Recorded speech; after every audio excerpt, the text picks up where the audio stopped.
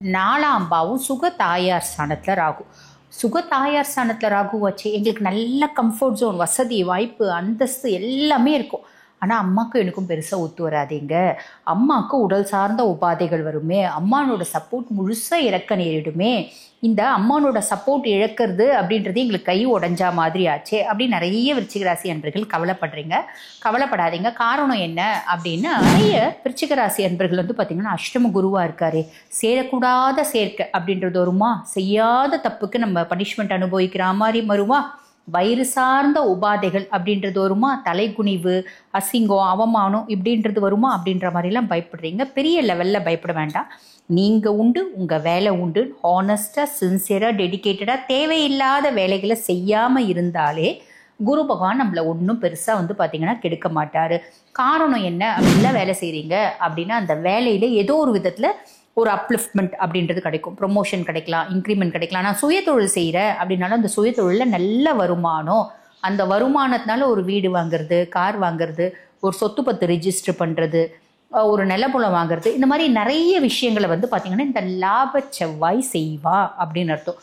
அப்போ on the whole விருச்சிகத்துக்கு எது எதுங்க ப்ளஸ்ஸு, இது எல்லாமே ஒரு பெரிய ப்ளஸ். அப்போ எப்படி இருக்குது, ரொம்பவே நல்லா இருக்குது, கவலைப்பட வேண்டாம் அப்படின்னு அர்த்தம். சரி, பரிகாரம் எப்படின்னாலும் நீங்கள் பரிகாரம்னு ஒன்று சொல்லுவீங்களேம்மா, அந்த விதத்தில் எங்களுக்கு என்ன பரிகாரம் அப்படின்னா,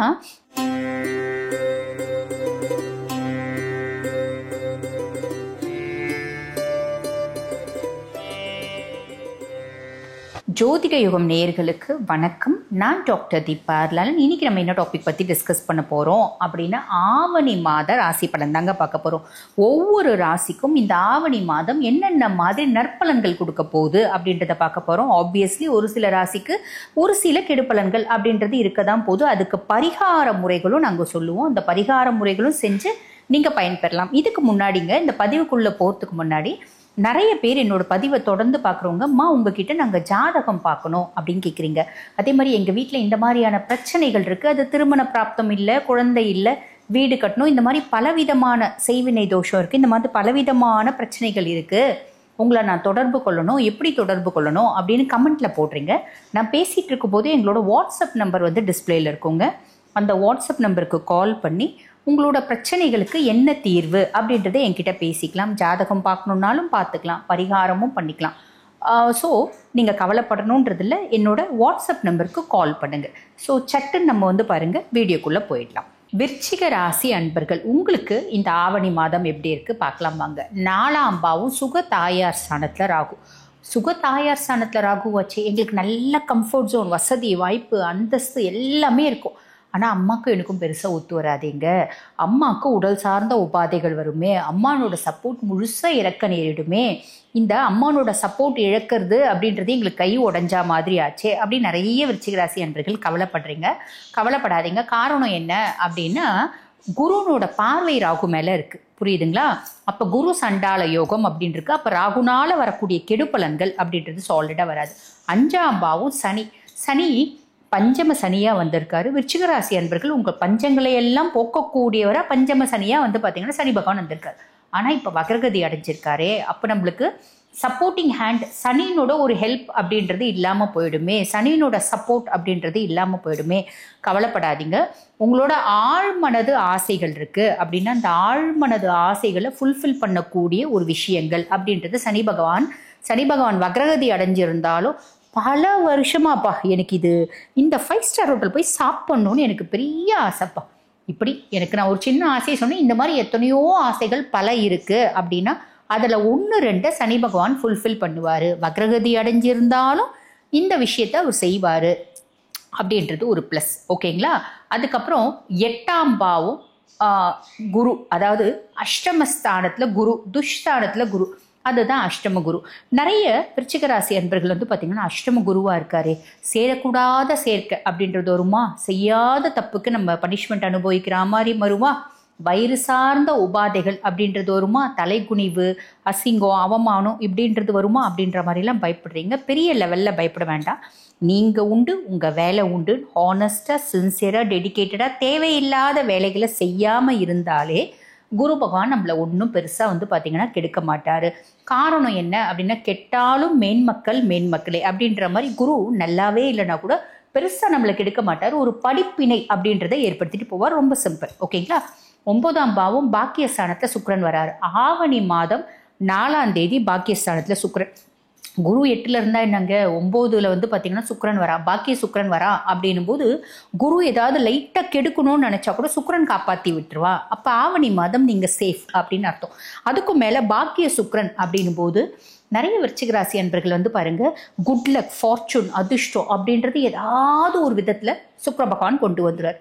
நிறைய பேர் ட்ரெஸ் எடுப்பீங்க, வெளிநாட்டுக்கு போவீங்க, இல்லை ஒரு டூர் போவீங்க, நல்லா என்ஜாய் பண்ணுவீங்க. உங்களை வந்து பார்த்தீங்கன்னா உங்களுக்கு என்னென்னலாம் தேவைகளோ அதெல்லாம் வாங்குவீங்க. உங்களோட ஆசைகள் என்ன பலவற்றை ஃபுல்ஃபில் பண்ணுவீங்க.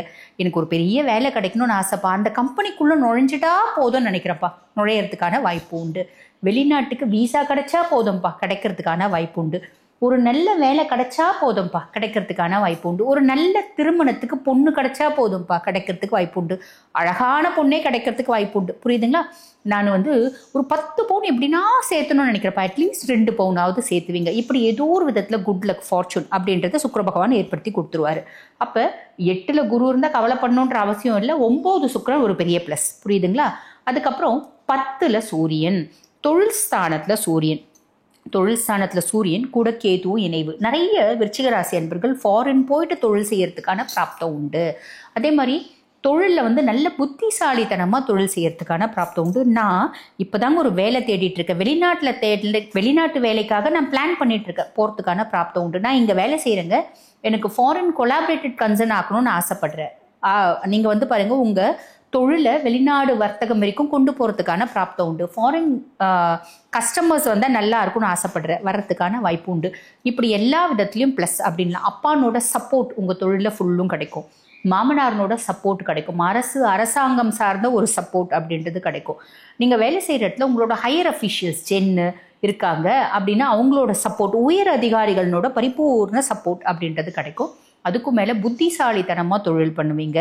உங்கள் தொழிலை எப்படி செஞ்சால் நம்ம தொழில் வந்து இன்னும் பன்மடங்கு பெருகும் அப்படின்னு பல விதத்தில் யோசித்து அனலைஸ் பண்ணி செய்யக்கூடிய பிராப்தம் அப்படின்றத உங்களுக்கு சூரியனோட இணைகிற புத் ஆதித்ய யோகம் அப்படிம்பாங்க. ஆவணி மாதம் 14ஆம் தேதி சூரியனோட இணைகிறாரு. ஆவணி மாதம் 30ஆம் தேதி வரைக்கும் அந்த பாவத்திலே தொழில் ஸ்தானத்திலே தான் இருக்காரு.